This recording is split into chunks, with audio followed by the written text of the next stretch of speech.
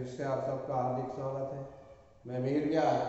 आज हम standard 9 subject Hindi chapter number 18 Andher Nagari, जिसके नाट्यकार है भारतेंदु हरिश्चंद्र, साहित्य प्रकार है एकांकी यानी एक अंक का नाटक। तो कृपया आप अपना हिंदी का पाठ्य पुस्तक निकालें और पेज नंबर 84 पर ध्यान दीजिए। तो सबसे पहले हम भारतेंदु हरिश्चंद्र का परिचय प्राप्त करते हैं। तो भारतेंदु हरिश्चंद्र का जन्म 1850 में हुआ था और निधन सन 1885 में हुआ था। भारतेंदु हरिश्चंद्र आधुनिक हिंदी साहित्य के पितामह कहे जाते हैं। वे हिंदी में आधुनिकता के पहले रचनाकार थे। इनका मूल नाम हरिश्चंद्र था। भारतेंदु की उनकी उपाधि थी। हिंदी साहित्य में आधुनिक काल का प्रारंभ भारतेंदु हरिश्चंद्र से माना जाता है। भारतीय नवजागरण के अग्रदूत के रूप में प्रसिद्ध भारतेंदु जी ने देश की गरीबी, पराधीनता, शासकों के अमानवीय शोषण के चित्रण को ही अपने साहित्य का लक्ष्य बनाया। हिंदी को राष्ट्रभाषा के रूप में प्रतिष्ठित करने की दिशा में उन्होंने अपनी प्रतिभा का उपयोग किया। भारतेंदु बहुमुखी प्रतिभा के धनी थे। हिंदी पत्रकारिता, नाटक और काव्य के क्षेत्र में उनका बहुमूल्य योगदान रहा। हिंदी नाटकों का प्रारंभ भारतेंदु हरिश्चंद्र से माना जाता है। भारतेंदु ने हिंदी नाटक की नींव को सुदृढ़ यानी मजबूत बनाया। उन्होंने हरिश्चंद्र पत्रिका, कवि वचन सुधा और बाल प्रबोधिनी पत्रिकाओं का संपादन भी किया। वे एक उत्कृष्ट यानी उत्तम कवि, सशक्त व्यंग्यकार, सफल नाट्यकार, जागरूक पत्रकार तथा ओजस्वी गद्यकार थे। इसके अलावा वे लेखक, कवि संपादक, निबंधकार एवं कुशल वक्ता भी थे। इनकी प्रमुख रचनाएं भारतेंदु कला, वैदिकी हिंसा, हिंसा न होती, सत्य, हरिश्चंद्र, भारत दुर्दशा, अंधेर नगरी, प्रस्तुत नाट्यांश नाट्य साहित्य, पूर्ण प्रकाश, चंद्रप्रभा उपन्यास, स्त्रियों की उत्पत्ति, बादशाह दर्पण नाट्यशास्त्र, कश्मीर कुसुम, रामायण का समय, शोध रचना, सुंदली सिलक, पावस कविता संग्रह, काव्य आदि उनकी रचनाएं हैं।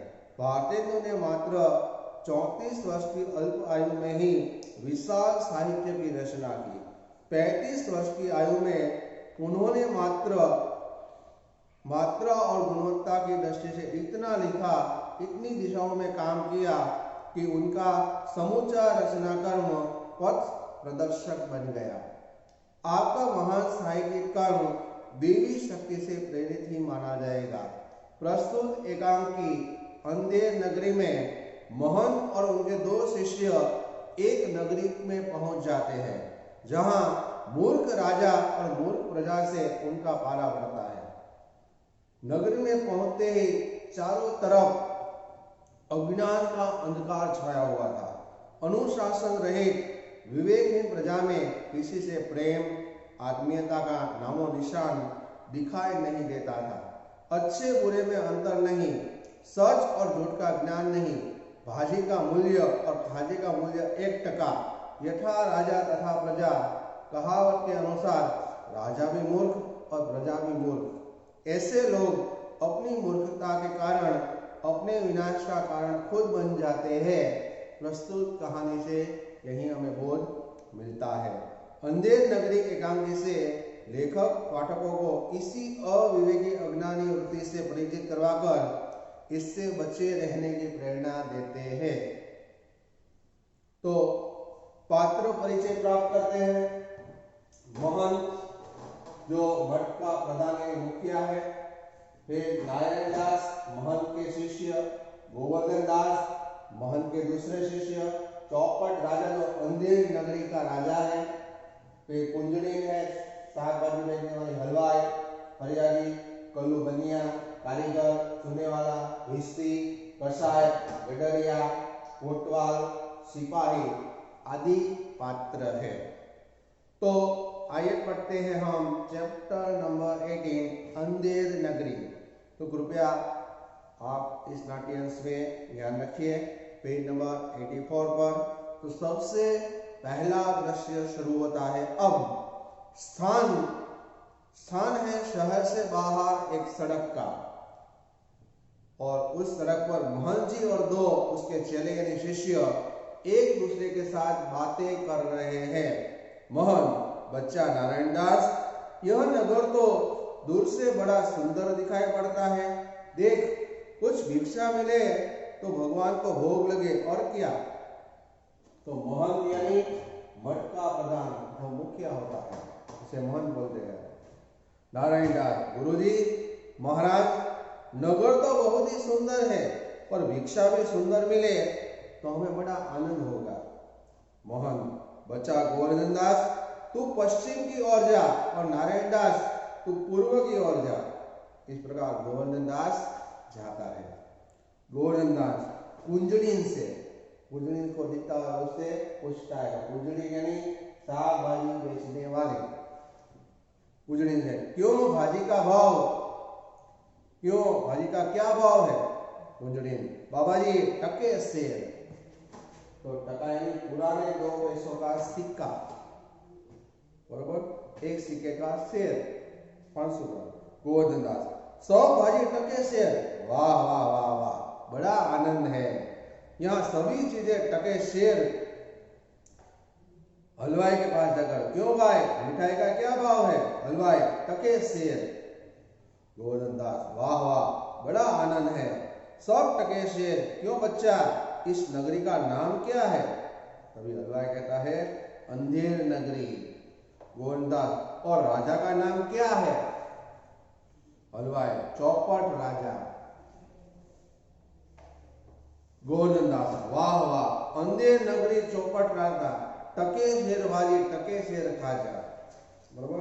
तो अंधेर नगरी चौपट राजा यानी कर्तव्य भ्रष्ट शासक के राज्य में सदा,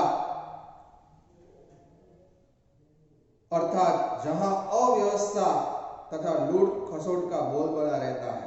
बरोबर। कर्तव्य भ्रष्ट शासक के राज्य में हमेशा ऐसे ही राज्य की व्यवस्था चलती है। अंधेर नगरी चौपट राजा, टके शेर बाजी टके शेर खाजा। तो मूर्ख शासक के शासन में अन्याय और अव्यवस्था, बराबर। तो मूर्ख कर्तव्य भ्रष्ट शासक के राज्य में अन्याय और अव्यवस्था उसका और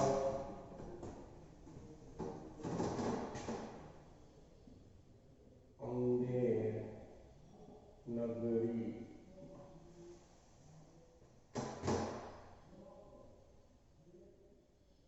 चौपट राजा।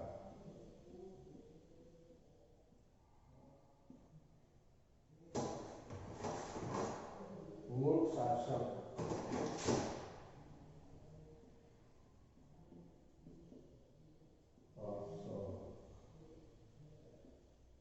के क्षेत्र में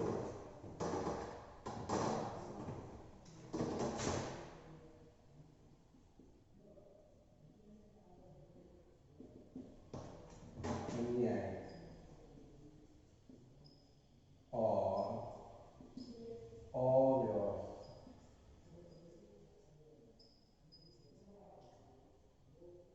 तो अंधेर नगरी चौपट राजा का हुआ मूर्ख शासक के शासन में अन्याय और अव्यवस्था फैलना। टके शेरबाजी टके शेर खाजा। तो 2 पैसों की मिठाई और 2 पैसों की सब्जी मिलना। भाजी यानी शाक भाजी, बरोबर। मूर्ख शासक के शासन में अन्याय और अव्यवस्था चलना, 2 पैसों के मिठाई मिलना और सब्जी मिलना। पीछे भी दिया हुआ है कि जहां अव्यवस्था तथा लूट खसोट का बोलबाला रहता हो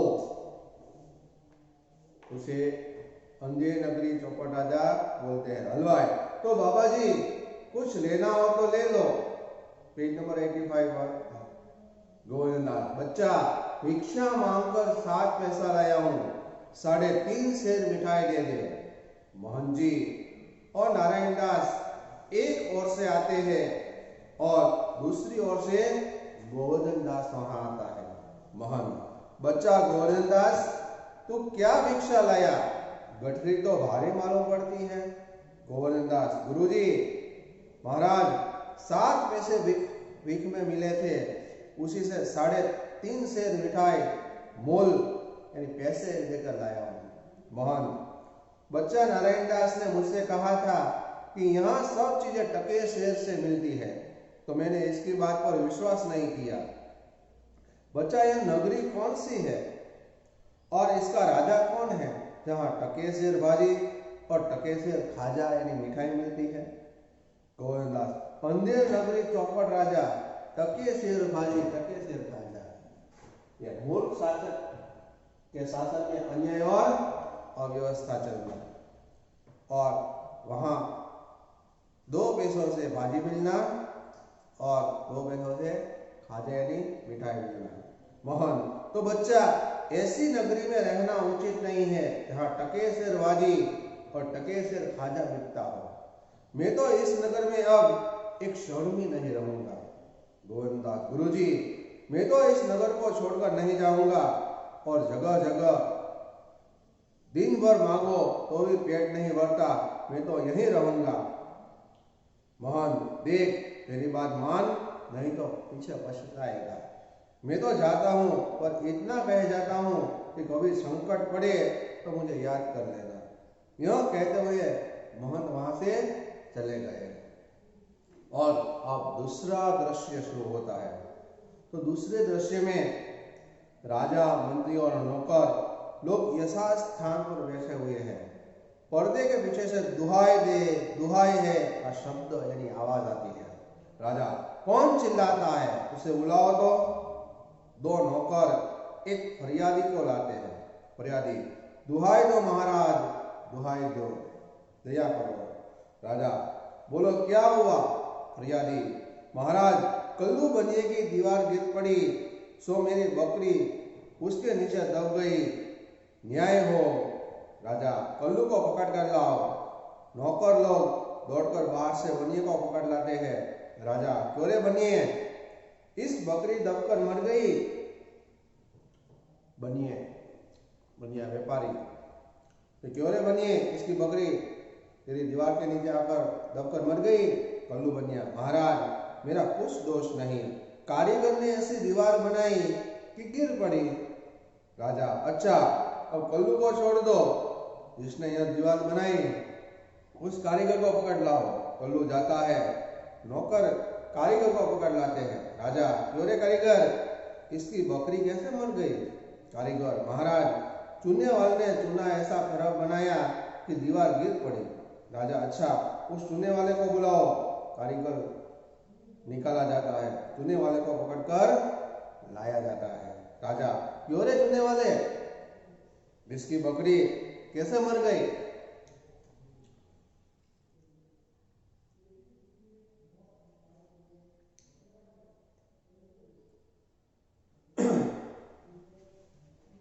चूने वाला, महाराज भिश्ती ने चूने में पानी ज्यादा डाल दिया था।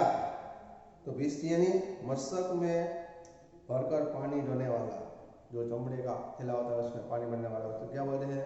भिश्ती। तो महाराज भिश्ती ने चूने में पानी ज्यादा डाल दिया, इसी से चूना कमजोर हो गया। राजा, तो भिश्ती को पकड़ो।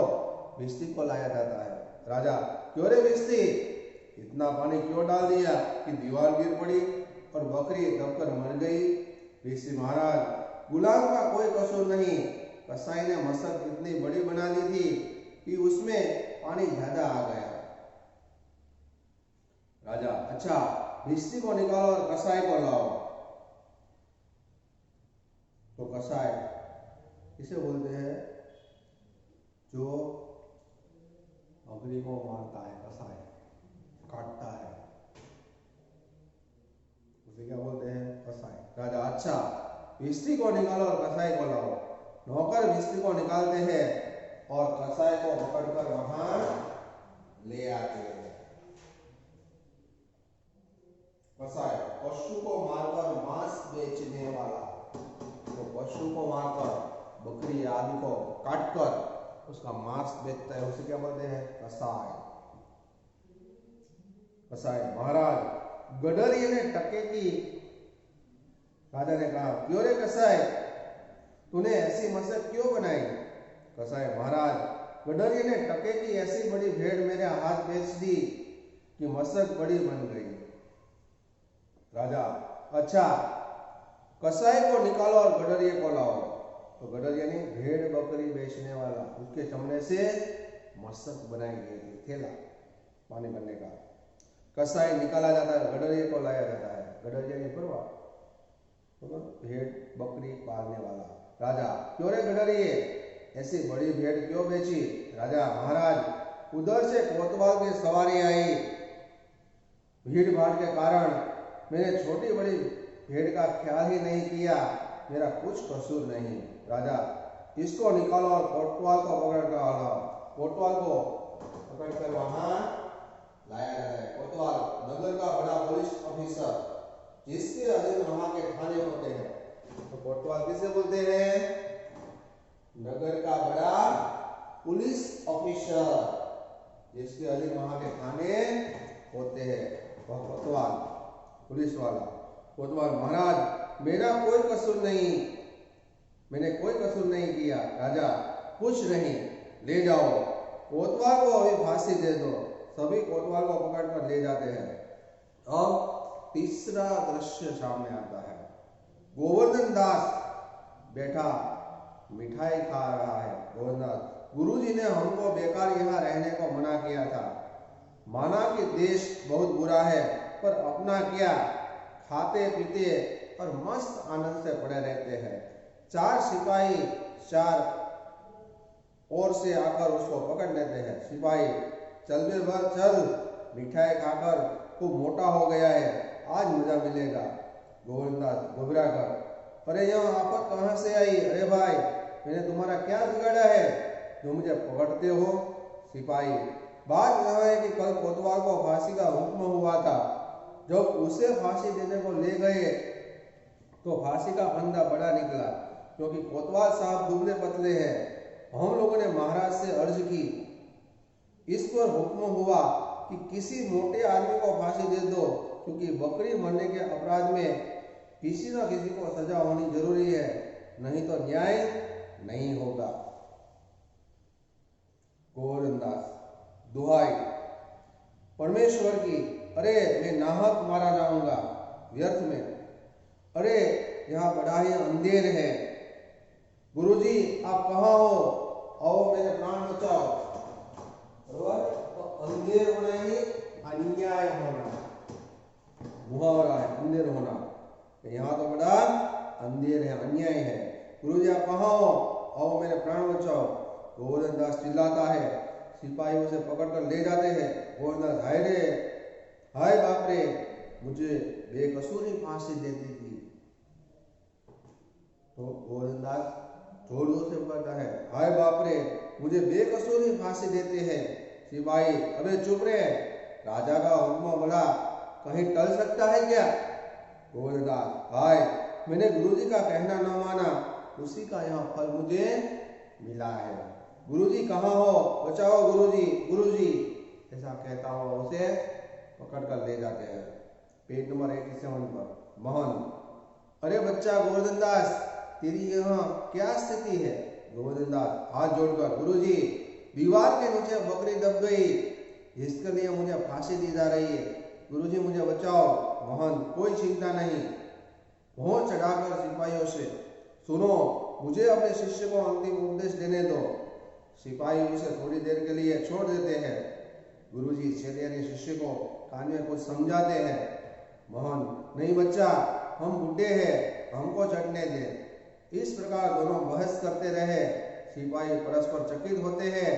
राजा, मंत्री और कोतवाल आते हैं। राजा, यह क्या गोलमाल है? राजा यहाँ से कहता है कि यह क्या गोलमाल है। गोलमाल होना नहीं, गड़बड़ होना। क्या गड़बड़ है? से गोलमाल हो जाए नहीं, गड़बड़ होना। सिपाही, महाराज, चेला कहता है मैं फांसी चढ़ूंगा और गुरु कहता है मैं चढ़ूंगा। कुछ मालूम नहीं पड़ता कि क्या बात है। राजा गुरु से, बाबा जी बोलो, आप फांसी क्यों चढ़ना चाहते हैं? महंत, राजा, इस समय ऐसी सुख घड़ी में जो मरा सीधा स्वर्ग जाएगा। मंत्री, तब तो हम फांसी चढ़ेंगे। गोवर्धन दास, नहीं नहीं, हमको हुक्म है। कोतवाल, हम लटकेंगे, हमारे कारण से तो दीवार गिरी। राजा, चुप रहो सब लोग। राजा के जीते जी और कौन स्वर्ग जा सकता है? तो हमको फांसी चढ़ा दो, जल्दी जल्दी करो।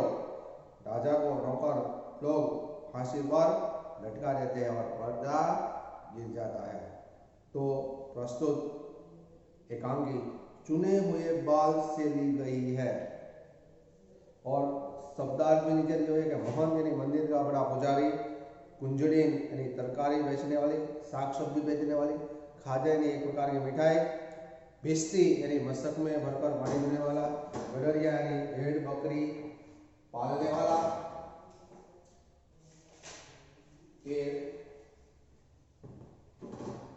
कोतवाल यानी नगर का बड़ा पुलिस अफसर, कसाई यानी पशु को मारकर मांस खाने वाला, अर्ज करने यानी निवेदन करना, नाहक यानी व्यर्थ, बेकसूर यानी बेगुनाह, हुज्जत करना यानी दलीलबाजी करना, दशा यानी हालत स्थिति, सबक यानी कारण। तो मुहावरे भी है इनमें, अंधेर होना यानी अन्याय होना, मोल लेना यानी दाम देकर खरीदना, गोलमाल होना यानी गड़बड़ होना। कहावत है, अंधेर नगरी चौपट राजा, यानी मूर्ख शासक के शासन में अन्याय और अव्यवस्था होना। अब हम स्वाध्याय देखते हैं। तो स्वाध्याय के अंदर सबसे पहले है, एक एक वाक्य में उत्तर दीजिए। एक एक वाक्य में उत्तर। महंत ने नगर की असलियत जानने पर क्या फैसला किया? तो महंत ने नगर की असलियत जानकर वहां न रहने का निर्णय किया। सेकंड, अंधेर नगरी में भाजी और खाजा किस भाव से बिकता था? तो अंधेर नगरी में भाजी और खाजा दोनों टके से भाव था। थर्ड, कसाई ने भेड़ किससे मोल ली थी? तो कसाई ने भेड़ एक गडरिये से मोल ली थी। फोर्थ, महंत ने गोवर्धन दास को क्या सलाह दी थी? तो महंत ने गोवर्धन दास को उस नगरी में न रहने की सलाह दी थी जहां टके से भाजी और टका से खाजा मिलता है। तो उसके बाद का क्वेश्चन 5-6 वाक्यों में उत्तर दीजिए। पहला, गोवर्धन दास ने खुश होकर अंधेर नगरी में ही रहने का फैसला क्यों किया? तो गोवर्धन दास में मोहन जैसी दूरदृष्टि नहीं थी, दूर की सोच नहीं थी। उसे बस अपना पेट भरने की चिंता रहती थी। अंधेर नगरी में टके शेर मिठाई मिलती थी। गोवर्धन दास को मिठाई खाने का शौक था। अंधेर नगरी में रहकर वह कम पैसों में भी भरपेट मिठाई खा सकता था, इसलिए उसने अंधेर नगरी में ही रहने का फैसला किया। सेकंड, बकरी की मौत के लिए किस किस को अपराधी ठहराया गया? राजा ने किसे और क्यों फांसी चढ़ाने का फैसला किया? तो बकरी की मौत के लिए कल्लू बनिया, दीवार बनाने वाले कारीगर, चुने वाले, भिस्ती, कसाई, गडरिये और कोतवाल को अपराधी ठहराया गया। अंत में राजा ने कोतवाल को फांसी पर चढ़ाने का फैसला किया। थर्ड, गोवर्धन दास पर पशनायक देने की बारी क्यों आ गई? गुरु महंत का कहना न मानकर गोवर्धन दास ने अंधेर नगरी में ही रहने का निश्चय किया था। उसने सोचा कि कम खर्च में अधिक मजे के साथ वहीं रह सकता था, परंतु जब दुबला पतला होने के कारण कोतवाल फांसी से बच गया तब सिपाहियों ने गोवर्धन दास को पकड़ा। सिपाहियों को न्याय, अन्याय और दोषी और निर्दोष की परवाह नहीं थी। उन्हें तो फांसी पर चढ़ने लायक व्यक्ति की जरूरत थी। उनके द्वारा पकड़े जाने पर गोवर्धन दास को पछताने की बारी आई। 4. महंत गोवर्धन दास की जान बचाने में सफल कैसे हो गए? उत्तर: जब गोवर्धन दास को फांसी पर चढ़ाया गया था तभी उसके गुरु महंत जी वहां पहुंच गए। गुरु ने शिष्य के कान में कुछ कहा और फिर गुरु शिष्य फांसी पर चढ़ने के लिए आपस में हुज्जत यानी बातचीत करने लगे। इससे सिपाही चकित रह गए। राजा, मंत्री और कोतवाल भी वहां पहुंच गए। पूछने पर महंत ने बताया कि उस मुहूर्त में फांसी पर चढ़ने वाला सीधा स्वर्ग में जाएगा। स्वर्ग के लालच में चौपड़ राजा खुद फांसी पर चढ़ गया। इस प्रकार महंत गोवर्धन दास की जान बचाने में सफल हो गए। क्वेश्चन 5, पाठ को अंधेर नगरी शीर्षक क्यों दिया गया है? तो कहावत है, यथा राजा तथा प्रजा, जैसा राजा होता है वैसी प्रजा। प्रस्तुत एकांकी इस कहावत को पूरी तरह चरितार्थ करती है। एकांकी में एक दीवार गिरने के अपराध में कईयों पर दोष मढ़ा जाता है, पर अपने अपने बचाव में सब सफल हो जाते हैं। अंत में कोतवाल दोषी साबित होता है, जिसका घटना से कोई संबंध नहीं है। राजा उसे फांसी देने का हुक्म देता है। कोतवाल की पतली गर्दन फांसी के बड़े फंदे के लायक नहीं है, इसलिए मोटे और ताजे गोवर्धन दास को पकड़ा जाता है। अंत में महंत की चतुराई से राजा स्वयं फांसी पर चढ़ जाता है। इस प्रकार अंधेर नगरी सचमुच अंधेर नगरी है। यहाँ सच और झूठ में कोई भेद नहीं किया जाता।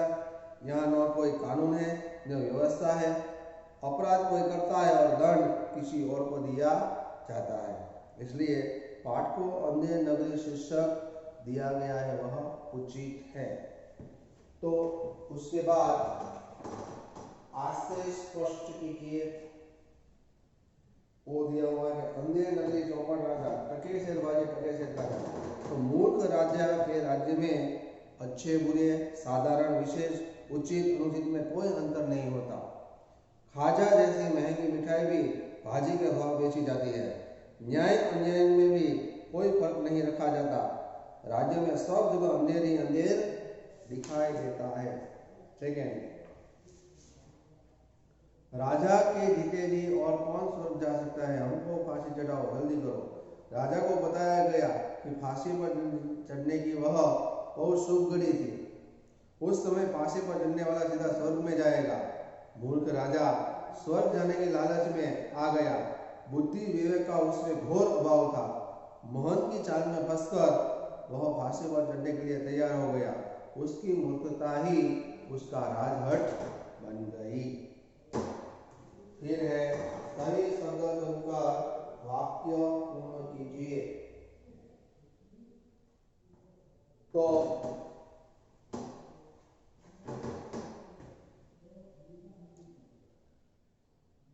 महंत अंधेर नगरी में क्षण भर रहना नहीं चाहते। क्षण भर रहेगा। सेकेंड, मंत्री और नौकर लोग यथास्थान बैठे हैं, यथास्थान।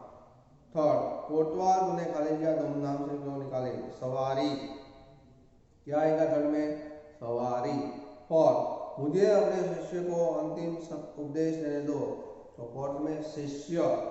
फिफ्थ, शुभ घड़ी में जो मरा सीधा खाली किया जाएगा, तो स्वर्ग।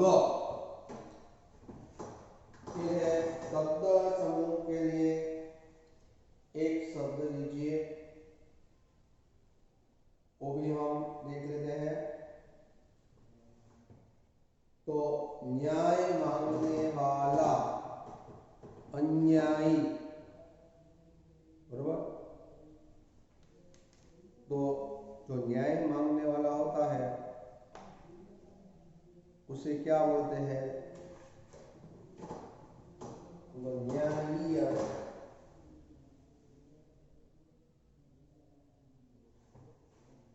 तो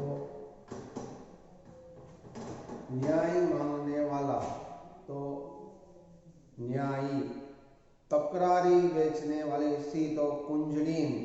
चमड़े की खाल का बड़ा थैला, तो मशक। भेड़ बकरे चराने वाला तो गडरिया, मिठाई बनाने वाला तो हलवाई, मशक में पानी भरकर घर घर पहुंचाने वाला तो भिश्ती। बराबर, तो एक है शब्द समूह के लिए एक एक शब्द आपको अब मैं होमवर्क दे रहा हूं। तो यहाँ पर मिसाल दिया हुआ है महंत, मटका, प्रधान, मुखिया, कुंडली दो, शाकाहारी बैठने वाले, खाजा बैठने का टका तो पुराने दो, पैसे का सिक्का। तो होमवर्क के अंदर आपको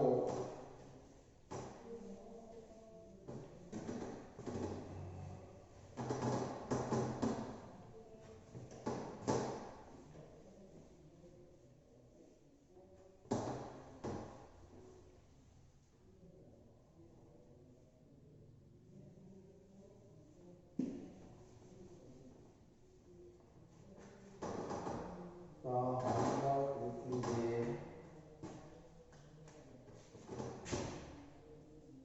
होमवर्क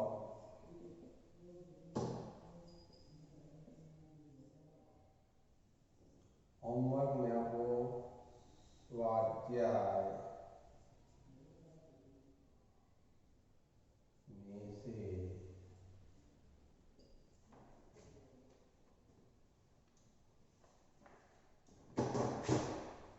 क्वेश्चन 1 एक एक वाक्य में उत्तर लिखिए।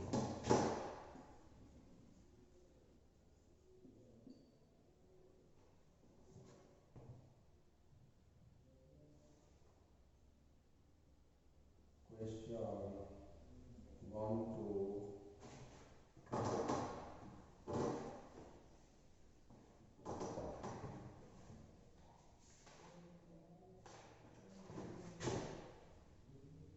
लिखिए। प्रश्न 1 से 5 लिखना है। तो विद्यार्थी मित्रों, आपको होमवर्क में स्वाध्याय में से तो क्वेश्चन नंबर 1 है, पेज नंबर 87 पर एक एक वाक्य में उत्तर लिखिए। जो पहला प्रश्न है उसके प्रश्न 1 से 5 आपको होमवर्क में करके रखना है। अस्तु, नेक्स्ट पीरियड में मिलेंगे। Note down this homework.